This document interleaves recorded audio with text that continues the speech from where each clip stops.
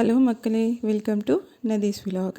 இன்றைக்கி நம்ம பார்க்க போகிறது பிக் பாஸ் வீட்டில் இன்றைக்கி மார்னிங்லேருந்தே ஒரு பெரிய பஞ்சாயத்து போயிட்டு இருக்குது. அது என்னன்னு சொல்லிட்டு பார்க்கலாம்.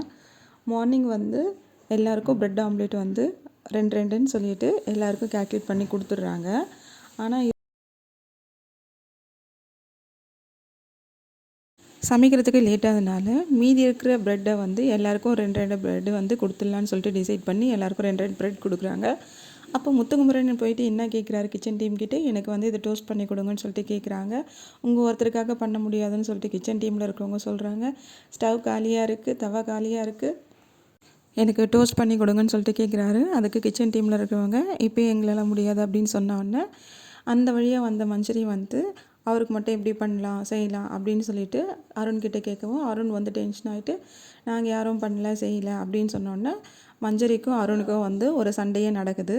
அப்போ அருண் கையெடுத்து கும்பிடவே மஞ்சரிக்கு நீங்கள் ப்ரொவோக் பண்ணுறீங்க, மாக் பண்ணுறீங்க, ஆக்ஷனில் காமிக்காதீங்க அப்படின்னு சொல்லவே அங்கே இருக்கிற கேப்டனாக இருக்கிற தீபக் ரொம்ப கோவமாயிடுறாரு.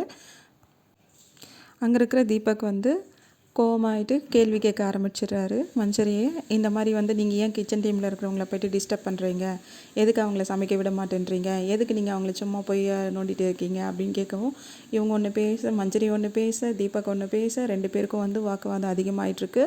எல்லா அவுட்ஸ்மெட்ஸும் தடுக்கிறாங்க செய்கிறாங்க. இருந்தாலும் தீபக் கேப்டனாக இல்லாமல் தீபக்காக மாறி சில விஷயங்கள் அவர் பேசிடுறாரு.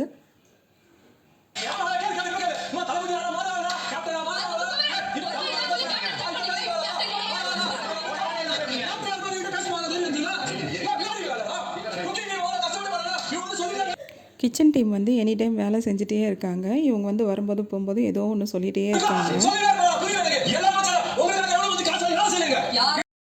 யாரும் இங்கே சும்மா காசை வாங்கிட்டு வேலை செஞ்சிட்ருக்கல, எல்லோரும் காசை வாங்கிட்டு தான் வேலை செஞ்சிட்ருக்காங்க. தீபம் கோவமாக பேச ஆரம்பிச்சிடுறாரு. அதுக்கப்புறம் ஒரு ஸ்டேஜ் மேலே ஏறிட்டு இந்த மாதிரி கையெடுத்து கும்புறது தப்பே இல்லைன்னு சொல்லிட்டு அவர் எல்லா ஹவுஸ்மேட்ஸ்க்கும் எக்ஸ்பிளைன் பண்ணுறாரு.